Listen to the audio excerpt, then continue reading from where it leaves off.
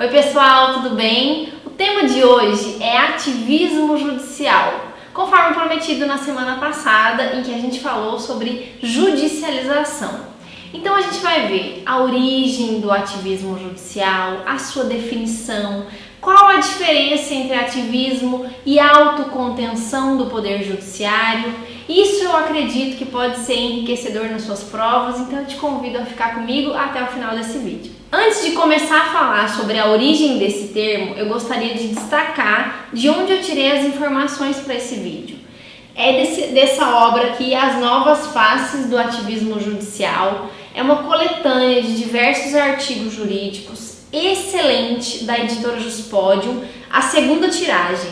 Então, quem tiver a oportunidade de adquirir esse livro, no site está indisponível, mas talvez você encontre em alguma livraria ainda esse volume. É um volume muito bom, que tem artigos de alta relevância, bem substanciosos, eu achei esses artigos, e que esclarecem muito o assunto, se aprofundam nesse tema e que podem ser bastante úteis para o seu estudo em relação a esse tema ativismo judicial.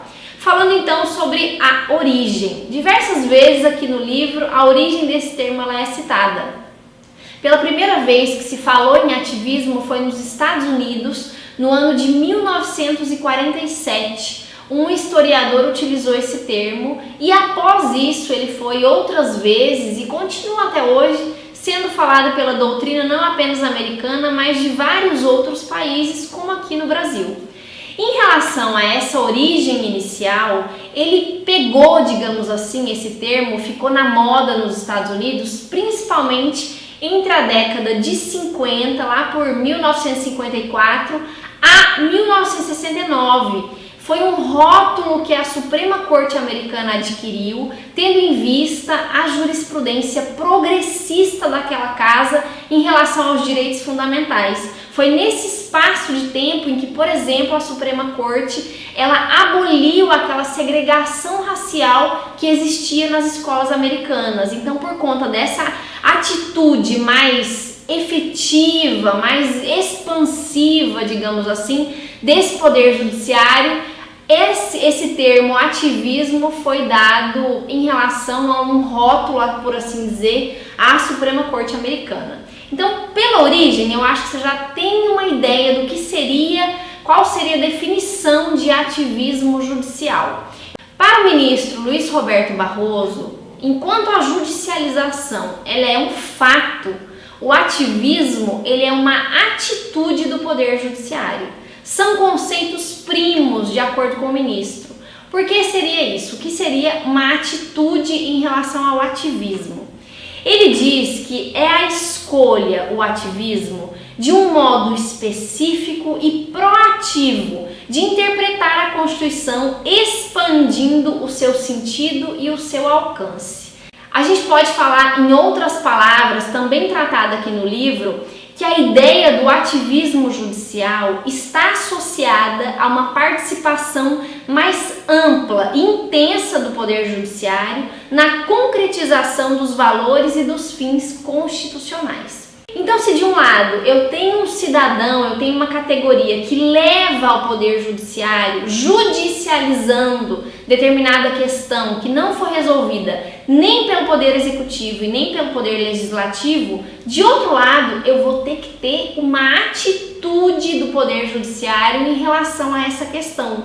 Por isso que o ministro Barroso fala, o fato da judicialização acarreta a atitude, que é o ativismo. Então, o juiz analisando aquela ação vai tomar uma atitude. Essa atitude ela pode ser intensa, expansiva em relação à Constituição, e aí a gente está falando do ativismo propriamente dito, ou ela pode ser uma atitude mais tímida do Poder Judiciário, não querendo, nessa intenção de ficar mais conservador, invadir as esferas no entendimento desse determinado juiz, nem do Poder Legislativo, nem do Poder Executivo. Então eu vou te dar exemplos que você vai compreender um pouco melhor. Vamos imaginar como realmente aconteceu lá pelo ano de 2008. Algumas categorias de servidores públicos fizeram greves alegando que essas greves eram permitidas dentro da Constituição Federal.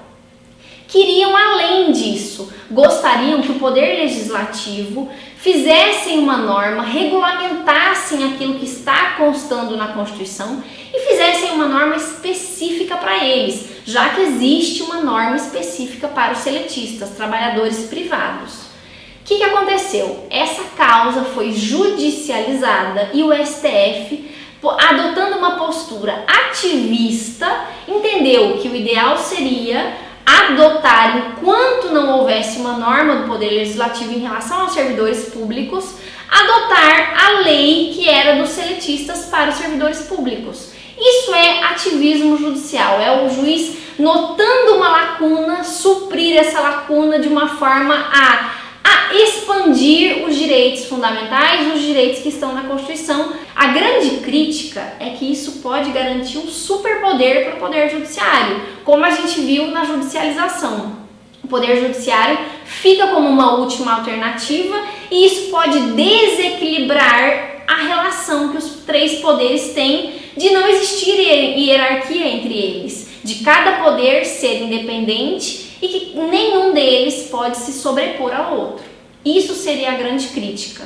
E quem critica essa postura ativista, se pertence ao Poder Judiciário, normalmente se filia à corrente contrária ao ativismo, que seria a corrente da autocontenção. Quem adota essa postura de autocontenção entende que o Judiciário deveria procurar reduzir a sua interferência nas ações dos outros poderes e, sendo assim, utilizar critérios mais rígidos, mais conservadores para julgar e não adotar uma postura ativista. E também evitar aplicar diretamente a Constituição. Simplesmente, naquele caso da greve dos servidores, quem entendia por uma postura ativista, entendia que o STF não poderia indicar a lei da CLT, a lei que regula os seletistas, para regular os servidores públicos, dizendo que o máximo que o STF poderia fazer é notificar, cientificar o Poder Legislativo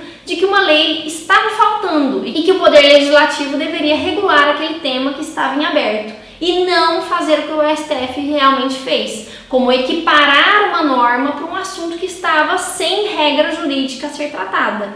Então essa seria a diferenciação: autocontenção, conservadorismo, o ativismo judicial, uma postura mais expansiva em relação aos direitos e garantias fundamentais, garantindo o que os outros poderes não garantiram até então. Essa seria a diferença. Eu espero que vocês tenham compreendido a diferença desses conceitos, bem como a diferença de ativismo para a judicialização. A gente se vê na semana que vem. Bons estudos a todos. Tchau!